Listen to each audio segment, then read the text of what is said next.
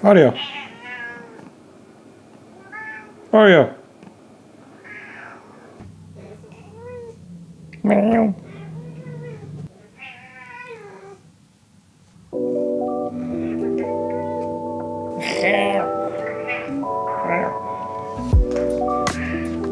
I've never heard a cat that sounds like that.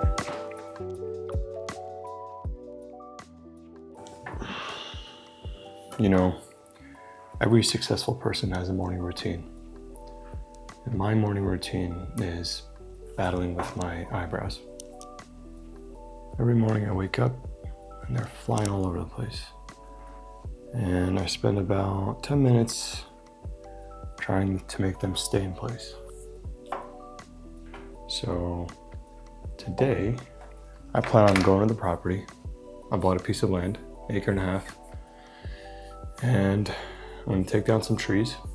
And my plan for the trees is, you know, initially I thought I was gonna just make a lot of firewood, but then I realized that I can actually turn it into really good quality, expensive lumber. So I'm gonna, you know, get a mobile mill. They're gonna come with a chainsaw mill or whatever other contraptions, and they're gonna turn it into long planks. It should be a fun process.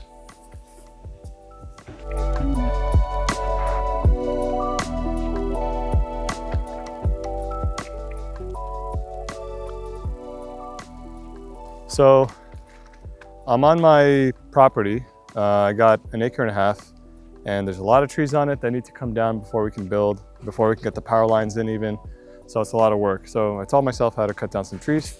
And today we're gonna be taking down this, I think it's a hickory or a birch. So first things first, we have Mazdam rope, which is really, really useful. So it's tied around here. And then we have an anchoring tree that's gonna brace it, and then we're gonna pull towards that tree. So let me show you guys how that looks. All right, so here we have, I think it's called the loopy sling or something like that. Anyway, it's a really thick rope. It goes around the trunk of another tree.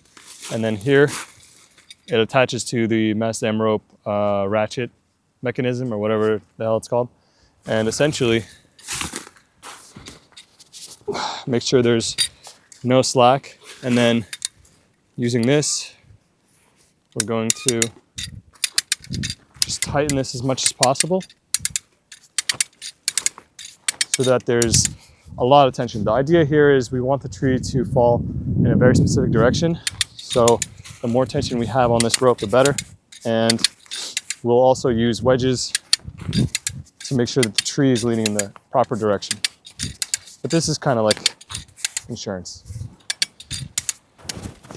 All right, so we got a lot of tension on this now. So the next step is to cut a notch into the tree. After we cut the notch from the front, we're gonna cut the back, add the wedges, hammer them in, and then make the final cut. And it's not a huge tree, so it should be relatively simple.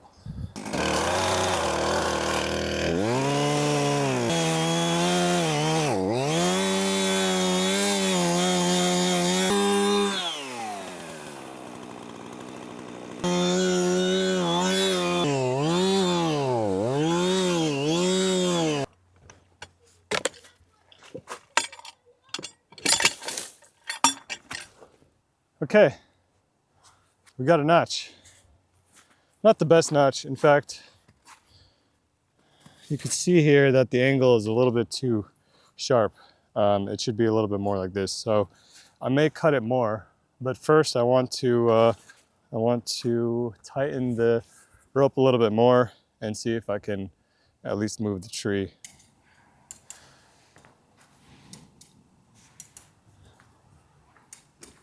I got this wedge in there. Fucking thorns! God, get off! Push it. Timber!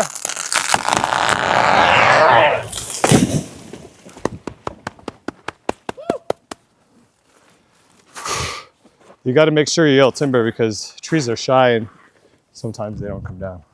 All right, so it came down exactly where we wanted it, which is awesome because it was leaning that way. So if it fell fence, it would have been really bad. Also, there was kids in the yard. And if it went a little bit towards there, it would have hit their building or it would have hit our shed. So we did a pretty good job here.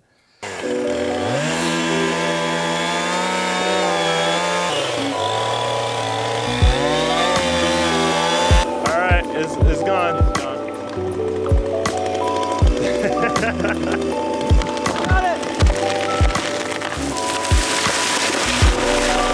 Wow. Oh, there's a squirrel right there. Oh no! He's like, there it is.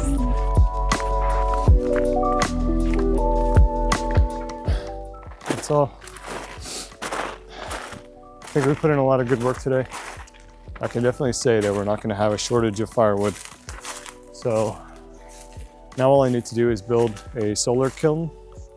K-I-L-N. Solar kiln means it's basically a shed where the top of it is polycarbonate. It's clear so that the sun shines through and it heats the shed up, and it'll dry the wood faster, because when you cut down a tree, the wood's going to be moist for up to 2 years once you cut it into slabs.